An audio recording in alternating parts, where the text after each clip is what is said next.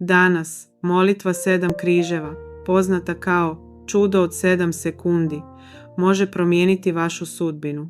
Polažem prvi križ od Duha Svetoga, drugi križ od Gospodina Boga, treći križ od Sina Božjega, Isusa Krista, četvrti križ od Anđela Čuvara, sluge Božjeg ime, peti križ od Presvete Djevice Marije, šesti križ predstavlja od zapada prema istoku, sedmi križ predstavlja od zemlje prema nebu. 7 križeva će staviti 7 brava na kuću. Prva brava zatvara sve brige i nesreće. Druga brava zatvara siromaštvo i oskudicu. Treća brava zatvara gorke suze. Četvrta brava zatvara krađu. Peta brava zatvara gubitak.